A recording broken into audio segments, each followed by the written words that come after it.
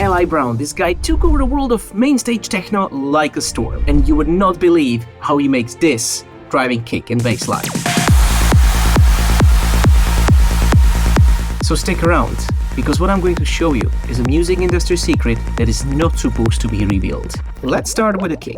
There's always a sharp transient at the start and a very smooth low end part that just sits super well with the bass line. Okay, now the bass. And here comes the first shocking revelation. There are no layers to it. It's just one sound coming out from your synthesizer. And it doesn't matter which one you choose. It can be Serum, Silent, Spire. Really, the choice is yours. For today, I'm choosing Wavetable in Ableton. Notes we're gonna be using are A sharp, and B, because these resonate pretty well, and this is what Eli Brown uses in his tracks. So let's start with A, and we're gonna be placing 3 notes like this, basically making a rolling bass line. So how do I know if this is a bass? Well, I can take an EQ, place it over here, and what I want to see is that first harmonic being below 100 Hz, because that's the low end. We need to go one more, close, let's go one more octave down, and now we are there. We want to have our attack at about 0.5 milliseconds, leave the decay, put a sustain all the way down, and set release to about 50 milliseconds. We need to use the envelope to open this frequency up. So we go to the matrix, and over here, anything you're gonna click is gonna appear here at the bottom. So we click on the filter and let's open it up to 100%. Now let's fix that filter envelope. Sustain goes down and shorten the release to about 50. Now it sounds more like a bass line that we're looking for. Now let's see how it sounds with a kick. To get some more click on this bass, we need to change the slope of our filter. We want to have that slope on 24 dB per octave, so it's a little bit sharper. Oh, by the way, you can download this bass instrument chain on my Patreon for free. Very important thing is to make that bass a little bit wider. I know you were taught it is supposed to be mono, right? Well, I'm here to shatter your beliefs a little. Since stereo systems are widely used, making your bass a little stereo will just make it sound better. Let me pull in an ozone imager too. It is a free plugin, of course. Everything that plays here above 0, this is what you want to have. Everything below 0 is outside your polarity. That means it's phased out. And it makes the sound feel like as if it is coming outside from your stereo field, or like from behind your speakers. But let's have a look at this bass, how it looks at 50% unison. That's looking pretty nice. Most of the energy is here, so let's try to make it a little bit more. Now we want to have that super stable low end. Therefore, this is a time where the mono comes in. There is a little trick that will keep your bass stereo while having a very stable low end. In the mode on your EQ, you can change this to mid and side or mono and stereo. Go to the stereo signal and do a 48 dB per octave sharp cut here, so everything below 100 stays mono, while the bass line keeps being stereo.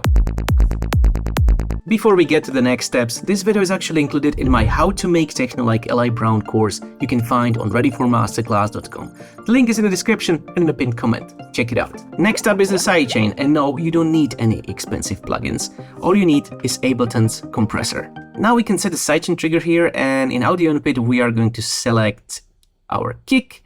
Now what we want is just a click, so we'll click on the EQ and select high pass filter. This only enables the high frequencies of our trigger to get through, that's why I set the frequency to 800 Hz. To beef it up a little bit, we'll add our sub oscillator, and we can also add a drive using the PRD filter, which is ripped from Moog laser filter. Oh, it sounds epic, so boost at will. Adding a second oscillator and playing around with some pulse width modulation and sing in classic mode will help give it more analog dirtiness. Just like that, a little bit more. We don't need to add too much. You can experiment until you find the value that you like. Also, we can detune the oscillator too just a little. Now I'm going to put them into a group, and on this group I'm going to add LFO tool, because I want to see how the coloration between the kick and bass looks like. And that bass could be a little bit longer, so I'm going to increase that decay amplitude, so sub can come through much more. What always works to get that sound fat is a multiband compression. Yeah, and suddenly it sounds better. Let's pull in the low end so we can hear a little bit better. Where you see this little bracket, that's where you can pull. And here in the LFO tool, we see that there is a phasing issue. the bass just disappears there. Now how do we fix it? And no, you don't need to go for any crazy phase rotation plugins for thousands of dollars or anything like that. Just simply change the key. And that's perfect. It feels very Eli Brownish. You can also increase the high end to get more of that razor sharpness on bass click. Another thing that will separate this bass from the crowd is a multi-band saturation. Luckily, Ableton has a new tool called ReOrder, and it just bangs. It does have some amazing working presets. Let's use Bass Feather. Set it to 20%, I would say that is just great.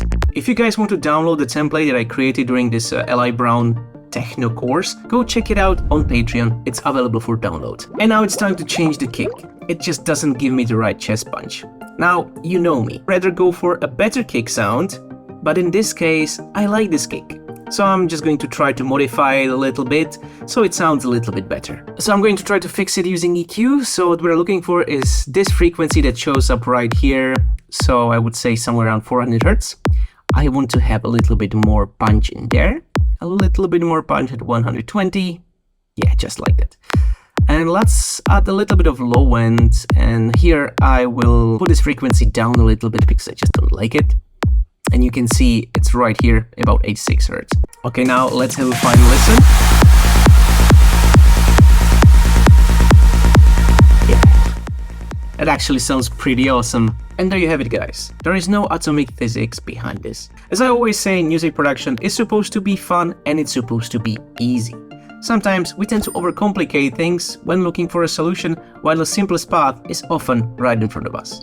Thank you for watching.